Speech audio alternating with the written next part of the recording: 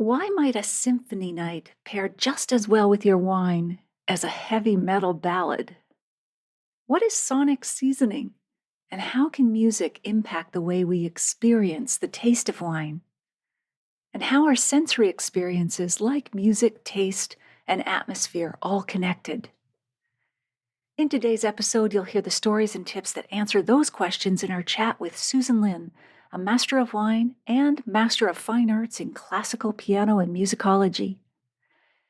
By the end of our conversation, you'll also discover what Susan's grandfather taught her about fine wine and hospitality, how playing piano in hotels as a child shaped Susan's perspective on the holistic nature of her sensory experiences, the connection between Susan's backgrounds in tech, music, and wine, when Susan decided to dive deeper into the intersection between music and wine, what makes a wine musical, how cross-modal correspondences impact wine tasting, why a Brut non-vintage champagne was Susan's choice for her research paper for her Master of Wine, Susan's most memorable wine and music pairing event, and how Susan set up an experiment to observe how music affected participants' perceptions of the wine they were tasting.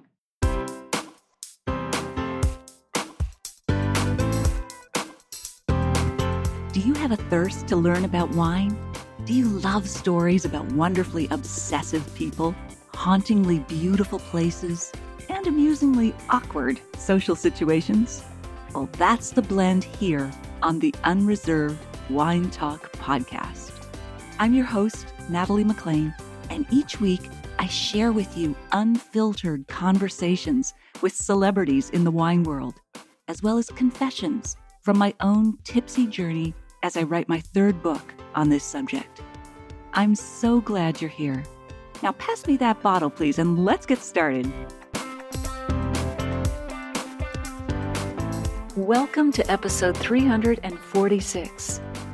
Today I'm wrapping up a special series on Canadian wines, though of course they remain part of everything I do.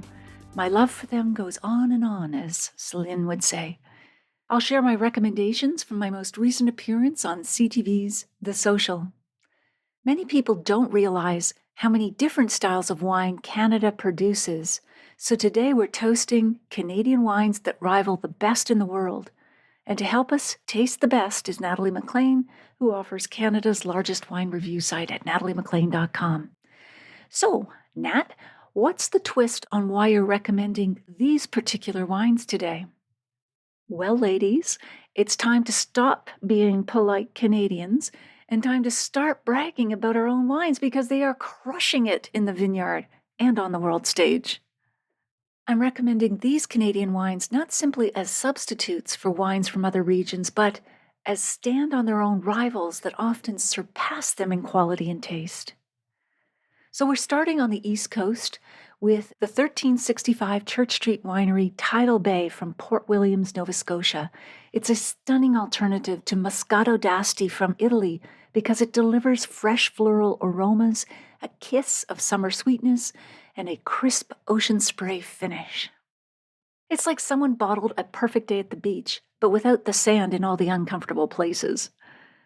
Serve it with zucchini fritters, cucumber dill salad, or a herb chev on rye crackers. Think fresh garden-inspired bites.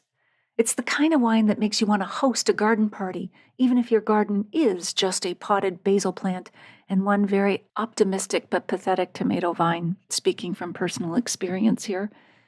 So Tidal Bay is Nova Scotia's signature wine, and it captures the essence of the province's maritime climate. Despite being one of Nova Scotia's newest wineries, 1365 Church Street produces a benchmark example of this wine with 100% estate-grown grapes that are aged in stainless steel to preserve freshness, and with a wine that results in just 10% alcohol. I want to mention that you can buy this wine and all of the other wines I'm recommending today directly from the winery's websites or by calling them. They'll ship the wine right to your doorstep, and this is a really important way that you can support these small family farms as they depend on direct sales to survive. Every bottle of 100% Canadian wine adds $90 to our economy versus just $16 for an import. The industry itself contributes more than $12 billion annually to Canada, directly and indirectly through tourism, manufacturing, and other industries.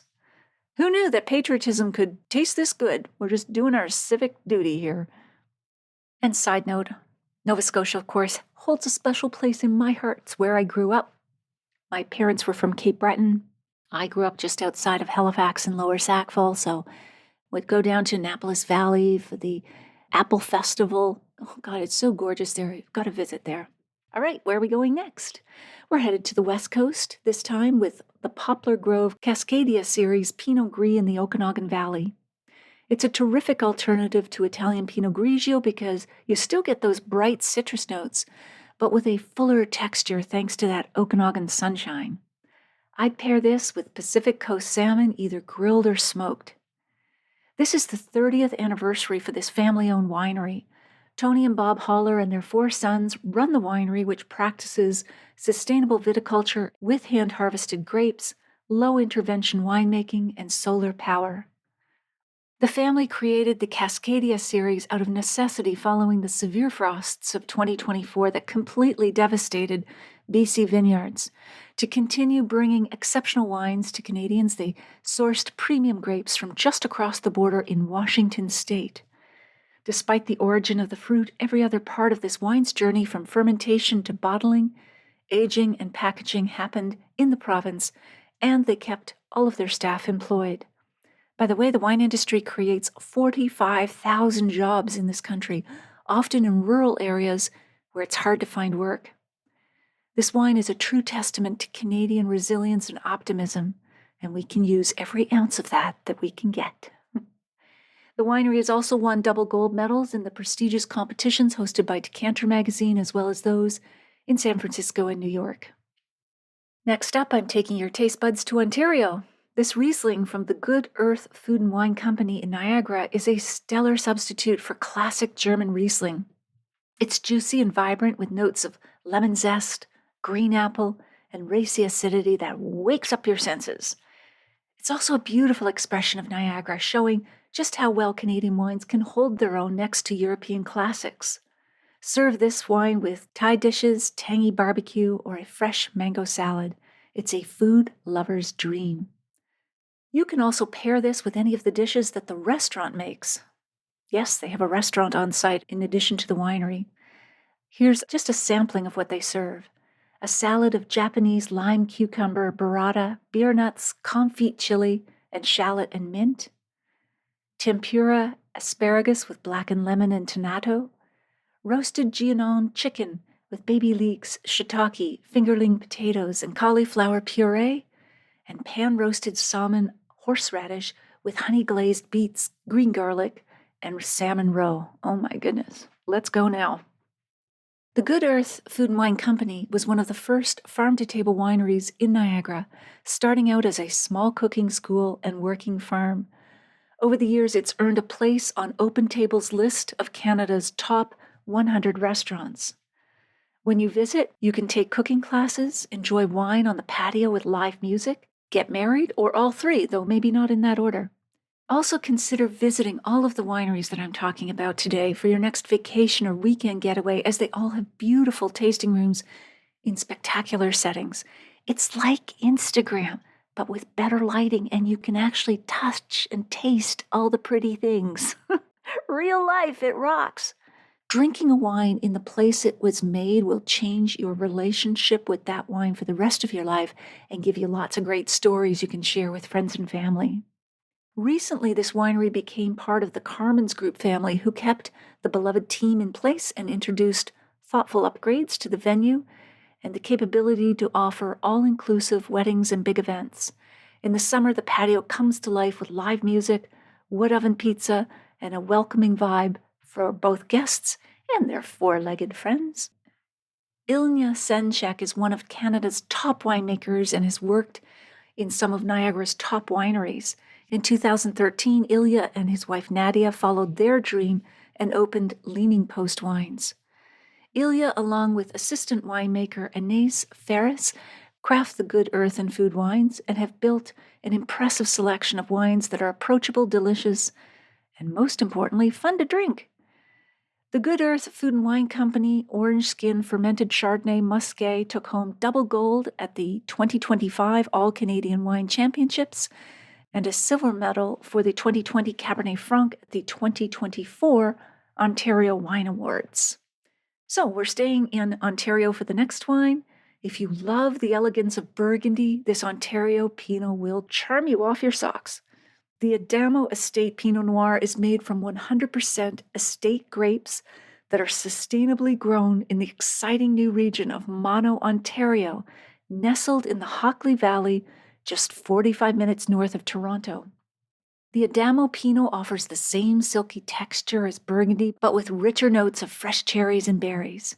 Try this with wild mushroom risotto. Roast duck glazed with a cherry sauce would also be great. The bonus is that this wine, like others here today, is a fraction of the cost of wines from the comparison regions. Those wines charge premiums because they've been in the market a few centuries ahead of us, but the quality of these Canadian wines is equal to, or as I mentioned, better than the traditional wines in many cases. Adamo Estate is one of Ontario's prettiest wineries, set beside the Hockley Valley Spa Resort. Get a massage, take a beekeeping class, practice yoga, watch a movie in the vineyard, and indulge in a culinary feast in their restaurants. It's like a luxury retreat disguised as a winery, or maybe it's the other way around, but either way, I'm not leaving.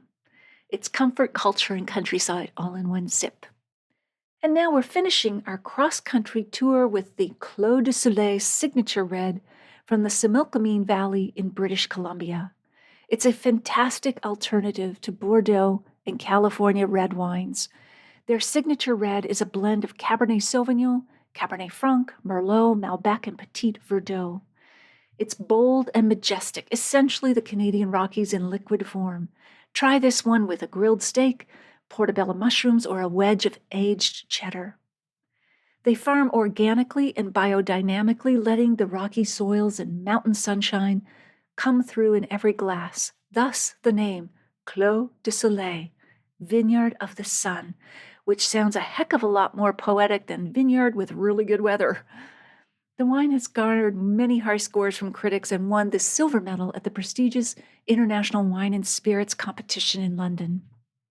Thank you for sharing these world-class wines. Where can we find you online? On Instagram, I'm at Natalie McLean Wine, and my website is nataliemclean.com.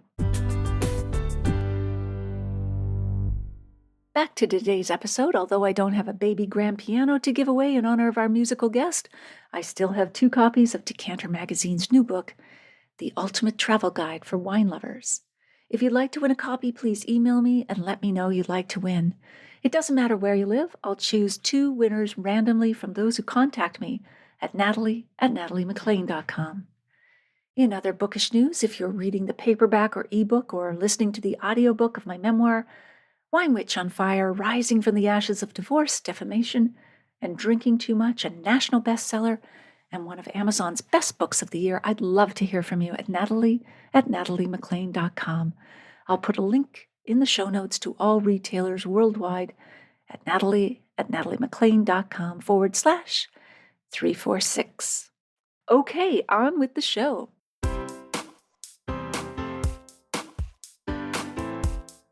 Susan Lin is a Master of Wine and a Master of Fine Arts in Classical Piano and Musicology.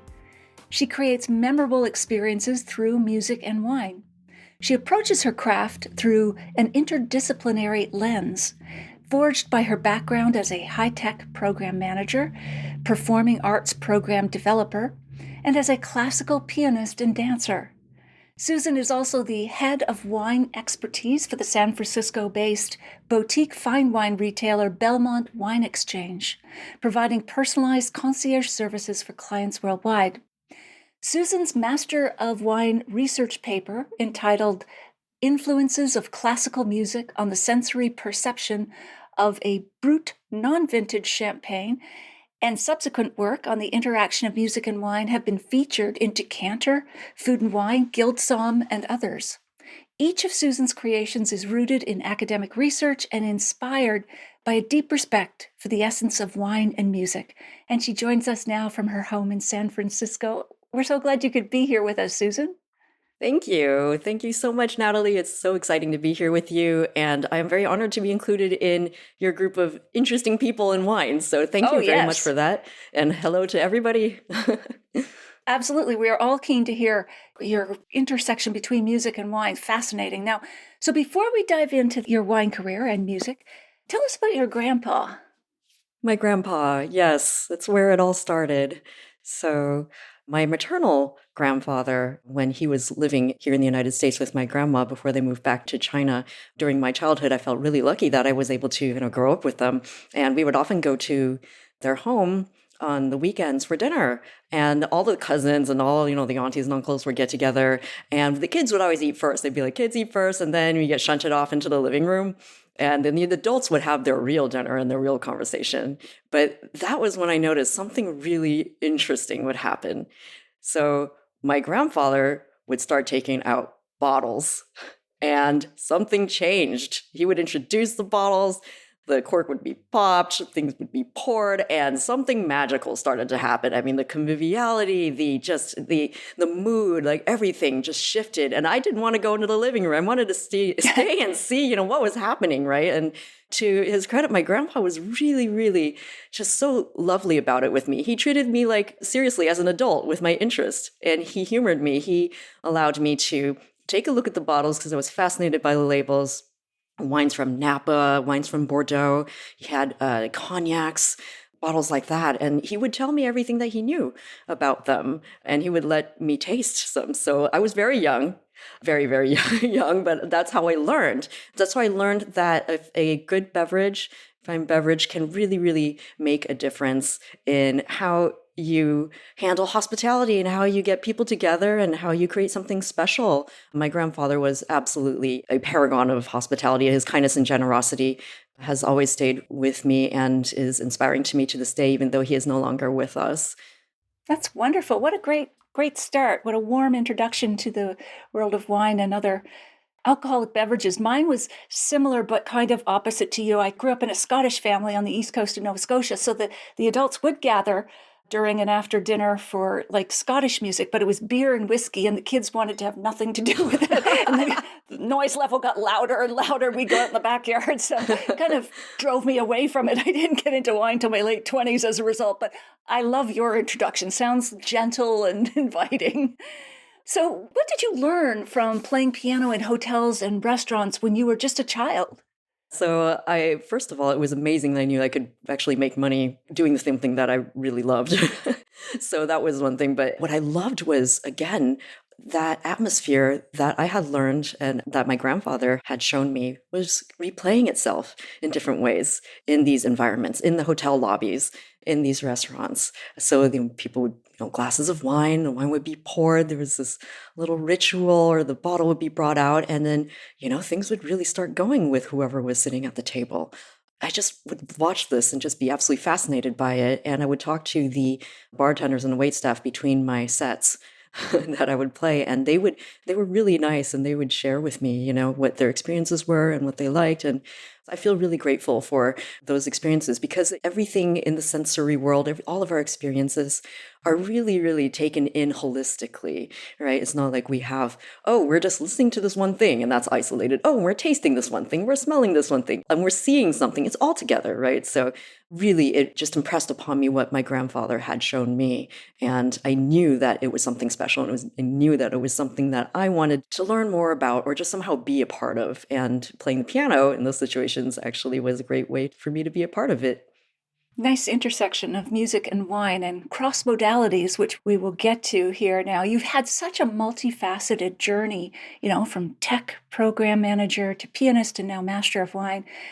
Is there a connection between all of those worlds that you see, Susan? Oh, absolutely. And I love your question because, again, like we were just talking about, with things experienced holistically, everything informs everything else in one's life, right? That's true. And so I think that is so important to keep in mind as, we journey through life and then we continue to learn. And because I feel like music was always a part of my life, and everything that I learned there, and also in dance was very similar as well, to the discipline, the focus, and not giving up even when you're really frustrated, and then knowing when to give yourself some space so you know why you love what you do.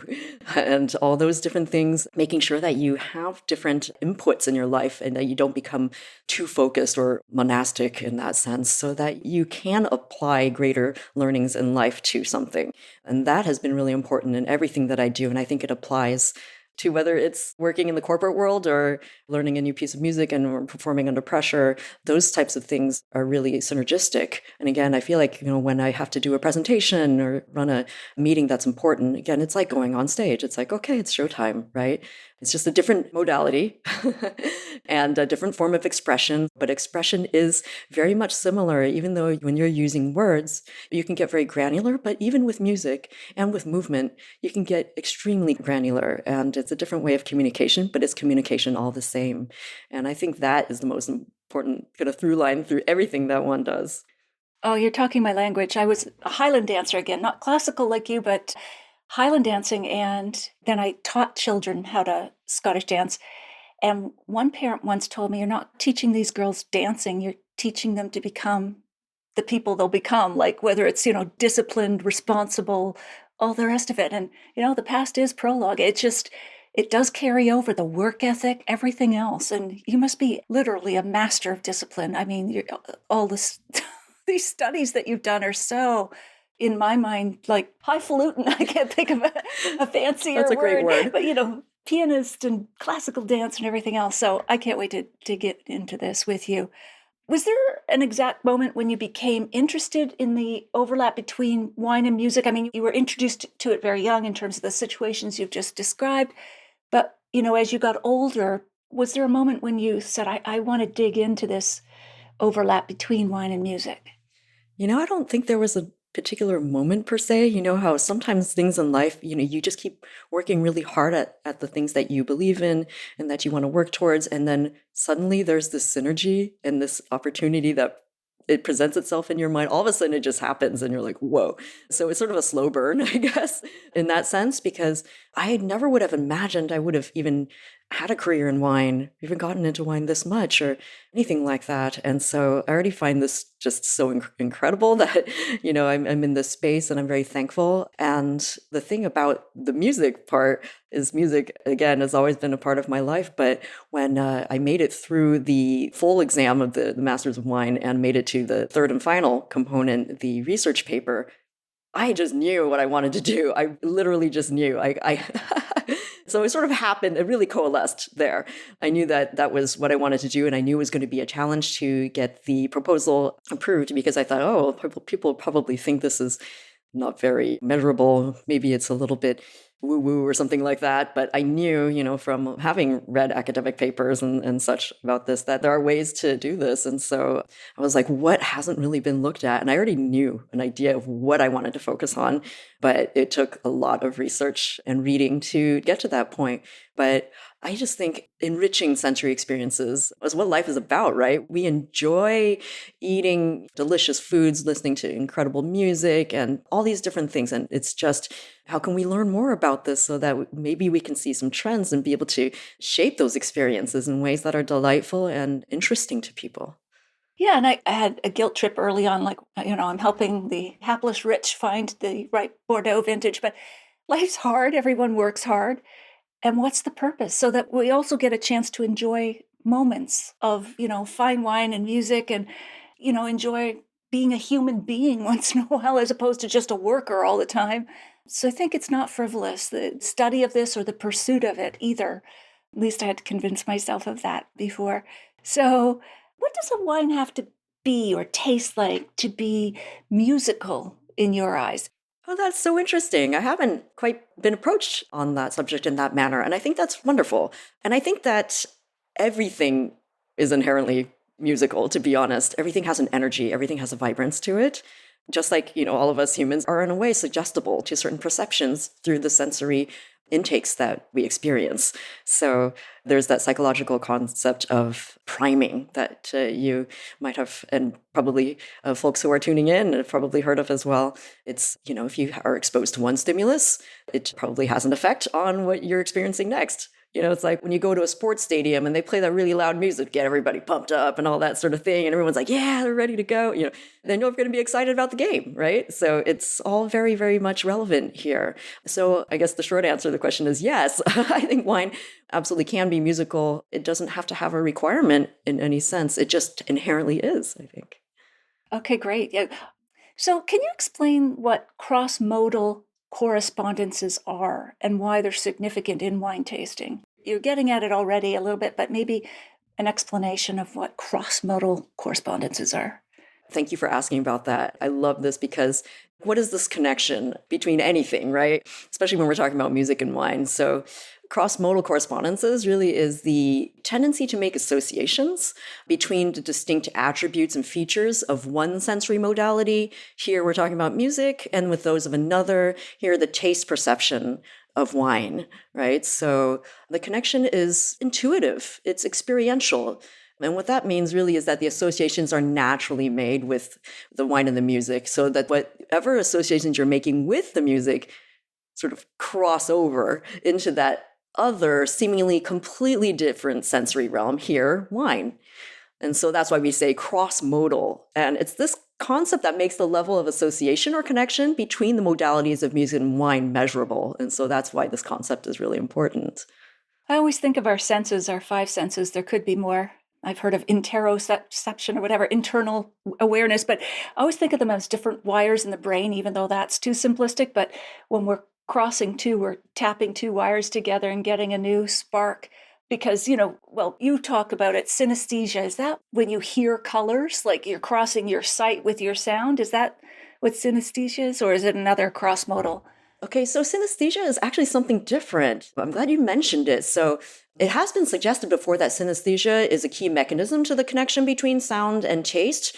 But synesthesia is actually a neurological condition, whereupon people actually viscerally experience taste, like they're actually tasting something in their mouth upon hearing certain auditory stimuli or sounds, such as like tasting acidity or something like they feel like they're biting into a lemon when they hear a high-pitched sound. Like that's one example. Oh, okay. So while true synesthetes actually do exist, they represent a really, really small minority of the population. I think it's about, like the last time I checked the figures, about less than 2% of the population. And so it's therefore pretty unlikely that synesthesia accounts for the vast majority of intuitive wine and music connections. Okay, interesting. Now, we'll get into the studies you conducted and the participants' reactions, but is there a way to quantify these cross-modal correspondences, like in what we would think like a scientific study, like X% this happens this way, or is it more of like an anecdotal kind of approach? It's very, very data-based. So it's shown that when people are sort of made to sort of what's called forced choice answers, like kind of like a multiple choice test kind of thing, we're able to see trends converge. Like people tend to make similar choices on a statistically significant basis for certain elements of connection. And so, for example, for the experiments that I ran for my research, I tend to use a 1 through 9, for people rating, like, for example, how fresh this wine tastes, 1 being really not fresh at all and 9 being extremely fresh, or, how rich or how complex. Or also it can be applied to, of course, having a similar data set to the music, like how calm or exciting the music is, 1 being very calm, 9 being very exciting, how gentle, how powerful. So this plays into, the character of what we experience in the music, and then also a corresponding mapping data set on the character of the wine perception is how calm, how exciting, how gentle, how powerful. Again, 1 through 9. And we're able to do that and crunch all that data. And there was so much data because I had a lot of sets to go through and to make sure that, we're balancing for everything that was happening. Huh. Okay. All right. So you explored various musical parameters like pitch, tempo, timbre in your study. Which of these parameters seem to have the most significant or strongest influence on champagne perception? Actually, it's like really the combination of all those things. What was really interesting is that, in music in general, you have pitch, tempo, there's harmony, timbre, and articulation. There's also rhythm, but it was shown in a lot of previous studies that rhythm didn't really have that much of an effect on people's sensory perception on taste, so I didn't include that. Why do you think that was, that rhythm wasn't a big factor? Now, I think really what plays in is the character. Like if you account for the character of the piece, calm, exciting, gentle, powerful, namely, you can kind of get those things built in because that takes care of like, the decibel level, like volume and also rhythm. What really, rhythm plays into also, I think, is articulation. And articulation is a parameter that I did include in the study because its articulation is, how smoothly or how percussively the melodies go in, and rhythms can play into this for sure. So it's like, is it long phrases, long, smooth, sweeping phrases, or is it really jumpy and prickly or things like that? So rhythm can really play into that. So I think it might kind of, in a sense, be a little bit rolled up into it. Okay. And rhythm, for those of us who are not music experts, is that just how fast or slow the song is, or? Oh, it's not necessarily how fast or slow, but it's, is it like a march? Is it like a steady beat, like, 1, 2, 1, 2? Or is it like syncopation, like jazz, like swinging, things like that? So, yeah. I'm dying to listen to some music and pop open some wine already. I know. I want to get at what you're talking about. I want to hear it and taste it. Okay, so again, the title of your Master of Wine research paper was very focused. So it was Influences of Classical Music on the Sensory Perception of a Brut Non-Vintage Champagne. So why did you choose Brut Non-Vintage Champagne specifically as opposed to, say, Grower Champagne or Vintage Cuvée or even another type of wine entirely? Yeah, I know it's a mouthful, isn't it, the title? But that's how academic papers go. Yes, you have to be very specific. Yeah. And I think, like you noticed, that the title is refers to a non-vintage brut champagne. Yes. So as much as I wanted to use different wines, the scope of the experiment and my budget, wouldn't allow for that. But you got to choose your scope specifically so that you can have the most robust data yielded from all the data that you collect so that you can control the variables as much as possible and make sure that the data you're getting and any differences between them are not caused by differences between the wines. They're actually coming from the musical selections, the perception of musical selections versus any differences in the wines. And why Brut non-vintage champagne? First of all, champagne has a very strong and very, very significant market significance. I wanted this data to be useful, right? So, what is really relevant on a global market scale, right? And entry level Brut non-vintage champagne is something that is very globally relevant. And I had a lot of data to research to back this up to make sure that it was something that would be worth doing. And to back up a little bit, I read so many papers from academics and researchers who had done some similar research papers on exploring sound and taste and also music and wine. And I was really kind of shocked to discover that there weren't any papers focusing on sparkling wine. And, you would think that with the addition of carbon dioxide and having that bubbly component would make a difference in terms of the sensory perception. And so I really wanted to focus on that, and hence the sparkling wine. And then champagne being globally relevant. So, yeah, and after that, I had to pinpoint and choose the actual Brut non-vintage champagne. And you went with which one? I went with the Veuve Clicquot yellow label, Brut yellow label. So again, this was based on a lot of research on what Brut vintage champagnes are really globally significant, shipped worldwide in great numbers. And also I was able to get data about the wines themselves and how consistent they are in terms of, are there dosage differences between different markets, et cetera, et cetera. Like Moet and Chandon does that, for different markets. And it makes sense, but I wanted something that was really, really very, very significant. And I narrowed it down to 5 different ones. And I did a bunch of taste testing. I reached out to a ton of champagne experts. And, that's the one that I came down to.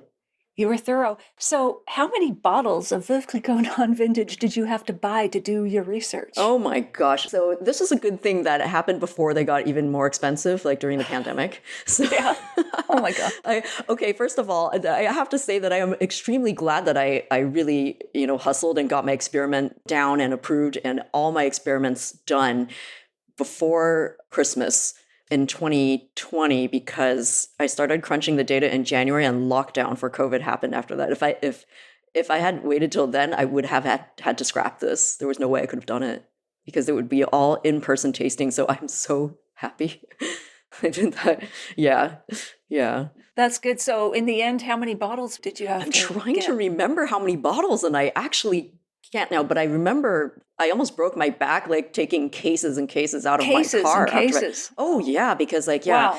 I had 71 participants overall spread out over multiple sessions so that every session would be randomized in a different way. And, so I could try to get the data as consistently as possible. And every time I did a session, the bottles were temperature controlled, and the temperature made sure that they were open at exactly the same time beforehand and, all that sort of thing. So the data was captured for that to make sure that there wouldn't be any variations that could affect the data. And also I made sure that every case that I got was from the same batch. So though there wouldn't That be can variation affect it there. too. Absolutely. You got to think about all those things. Yes. Well, the gold standard for scientific studies is double-blind, randomized control, or whatever. You got it.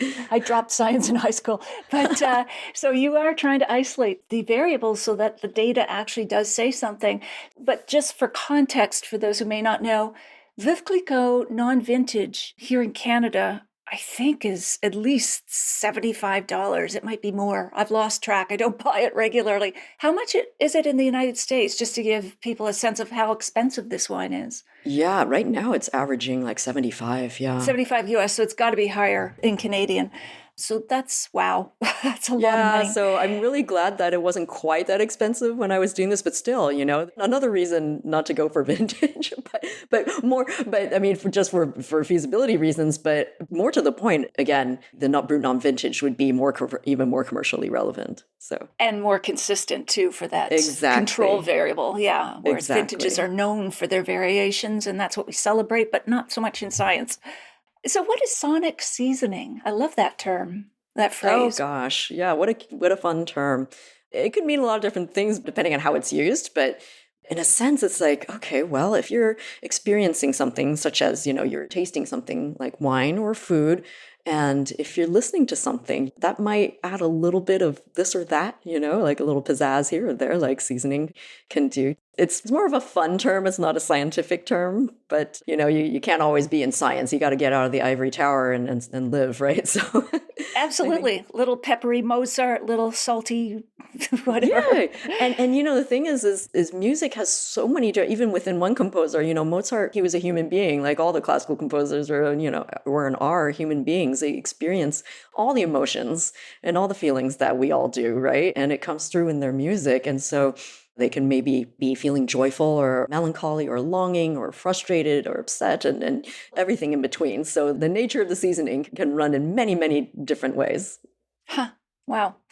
So I don't know if you earn your living this way or if it's your main, actually you're the wine consultant to the San Francisco-based boutique, but you also create experiences that combine wine and music. Can you share a particularly memorable event? Who was there? Why was it memorable? Oh gosh. I think one that I really, really enjoyed that was really fun was for the San Francisco Symphony, where I had put together a program for a special group of subscribers and donors to celebrate the new artistic director's curated group of music. One of them was his own composition that was making its premiere with the San Francisco Symphony that season. And I was able to put together a program that paired wines with those programs. And so I would speak to the wines and the music itself. We would listen and have a lively discussion about this. And at one point, I think it was so interesting. Like somebody asked me, they're like, yeah, but what wine would have Brahms been drinking, when you do this? and really dig down. yeah, because these are classical music lovers, and I loved that question, and I read enough about Brahms to know that he really loved Riesling. So I was like, it's probably going to be that, but if I was to choose, the wine we were enjoying was different, but personal preferences are always going to come out on top.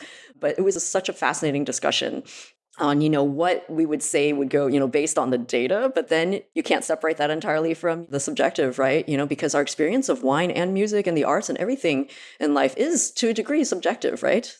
And that's important. That's important to our enjoyment. And that really struck home to me as sort of like, okay, yeah, what would the composer have liked to drink? Because that was his preference.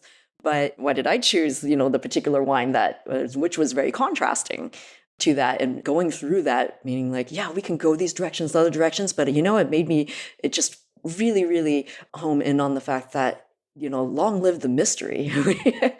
It's always a combination of these things. We can try to apply as much quantitative data to tease out trends and other things like that. But in the end, there's always going to be that we don't quite know. And that's what makes life worth living. Right? Indeed, absolutely. Did anyone ask about Metallica? Oh, not at that session, but I kind of wish they had. Not that crowd, I guess. Yeah, but you know what? It can be, because Johann Sebastian Bach's music and metal are so closely intertwined. Really? Yeah. Wow, do explain for us who are outside both those genres. The folks at Metallica and other groups like Black Label Society, Zakk Wylde, these guitarists, these musicians, when they have studied, they're shredding their solo and everything. You're just like, oh my God, it's that mode, it's that scale. They studied Bach, you could hear.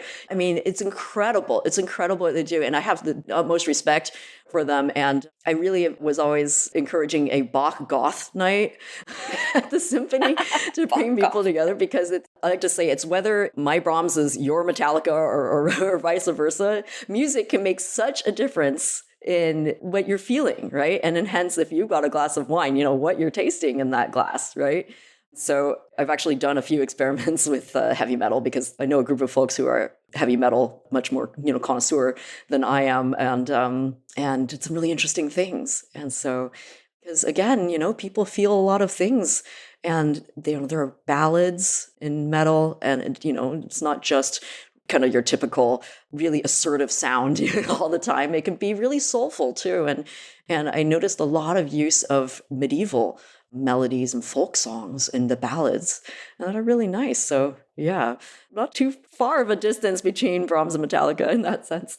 I will have to listen more carefully next time. Can you tell us or walk us through the moment when you first observed your participants in your study describing the same wine differently based on the music? What did they say, and what were you thinking or feeling? Yeah, so this was really amazing in every session that I did to see how this unfolded. So the participants had no idea what this was about. They just knew there was going to be wine and music. They didn't even know what kind of wine, what kind of music, or anything. And they each had 5 glasses in front of them. And basically, we just started from there. And it was so interesting to see it unfold, people describing each wine so dramatically differently based on the music that was being played. And there was one control. There was a silence one where people tasted the wine in silence, versus with one of the pieces of music that was carefully selected for the experiment. And there was about 50-50. I was really fortunate that the demographics of the experiment turned out overall to be about 50-50 wine experts and non-experts, meaning people in industry, students of Masters of Wine program, Masters of Wine, Master Somms, really, really great folks in the industry, to people who just enjoy wine but don't really study it. So it was interesting to see the very similar reactions going along. And there was this discussion at the end, but, just even while people were tasting and listening to the music, it was just fascinating to watch them, because you would see, for the fast, joyful pieces like the Saint-Saëns Carnival of the Animals, people were kind of going, ooh, kind of bopping around, dancing a little in their seats and looking joyful. And then the Debussy piece with the harp was just so calming. And you would see people actually kind of start going zen. Like some people would close their eyes and look like they were going into meditation, as they had the glass in front of them. And it was so amazing to see, how we are affected by music and how we react to music. And so it was to be revealed later how that would affect, if at all, what was experienced in the glass and perceived in the glass.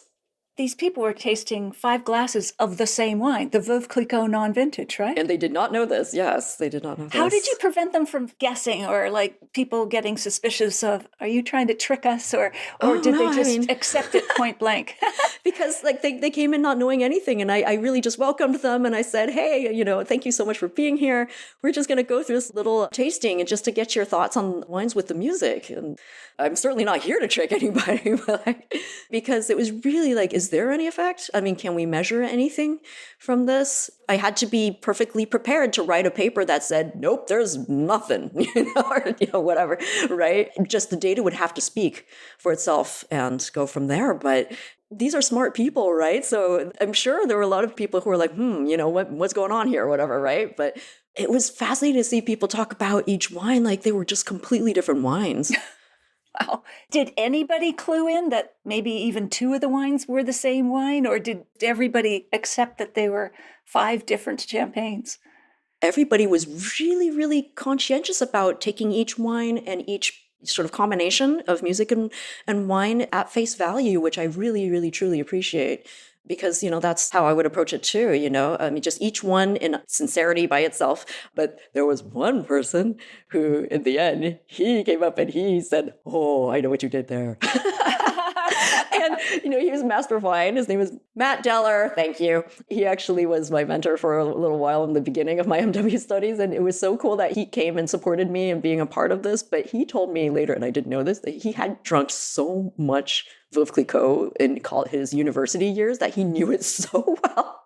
Wow. Trust fund baby there. I was just like, whoa, really? No, I was like, that's impressive. But he's also known to be an incredible taster in a way that's almost clinical. It's like, I don't know how, but like, is this real? But it was incredible. He was the only one. Even he said, even though I knew this was all Veuve Clicquot, I felt different things with each of the pieces. He said, I couldn't escape that. It's real. That's great. Well, that itself is an interesting observation too, that even if he knew. Yeah. Exactly.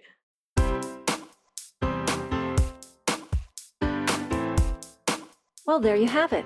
I hope you enjoyed our chat. Here are my takeaways.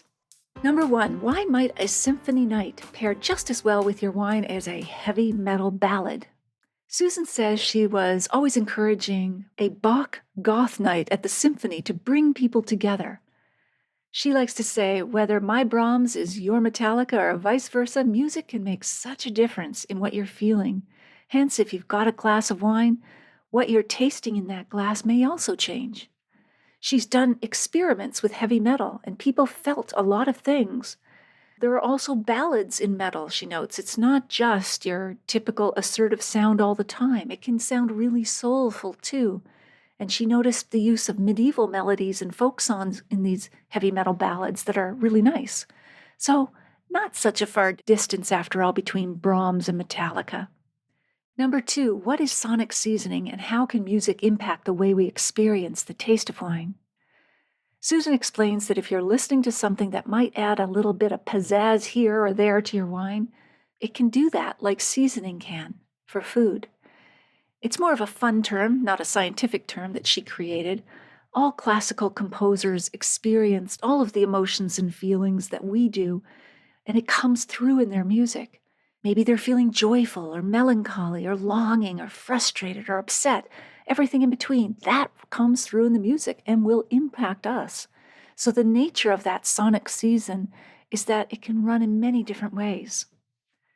And number 3, how are sensory experiences like music taste and atmosphere all connected? Susan observed during one of her performances how the moods of the guests changed depending on what she played. Everything in the sensory world, all of our experiences are really taken in holistically. It's not like we listen to one thing and that's isolated, but we're tasting something, we're listening to something, we're smelling something, we're seeing something else. It's all together. She knew that this was something special, and she wanted to learn more about it. Playing the piano in those situations actually was a great way for her to be part of all of it.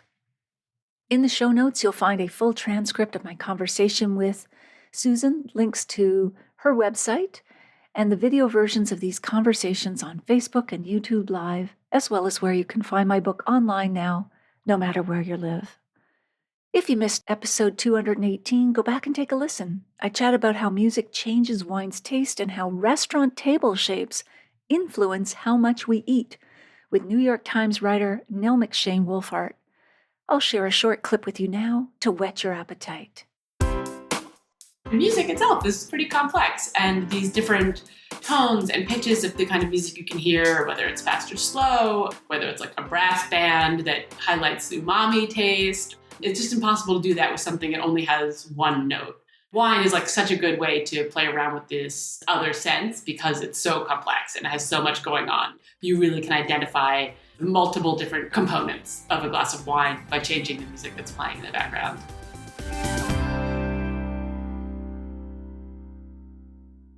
You won't want to miss next week when we continue our chat with Susan. If you liked this episode or learned even one thing from it, please tell one friend about the podcast this week, especially someone you know who'd be interested in learning more about the intersection between wine and music. It's easy to find the Unreserved Wine Talk podcast. Just tell them to search for Natalie McLean Wine on Apple Podcasts, Spotify, their favorite podcast app, or they can listen to my show on my website at nataliemclean.com/podcast. Email me if you have a sip, tip, question, or would like to win one of 2 copies of the books I have to give away. I'd love to hear your thoughts on this episode, or if you've read my book or are listening to it. Email me at nataliemclean.com. In the show notes, you'll find a link to take my free online food and wine pairing class called The 5 Food and Wine Pairing Mistakes That Can Ruin Your Dinner and How to Fix Them Forever at nataliemclean.com/class. And that's all in the show notes at nataliemclean.com/346. Thank you for taking the time to join me here. I hope something great is in your glass, perhaps a wine that pairs perfectly with both Mozart and Metallica.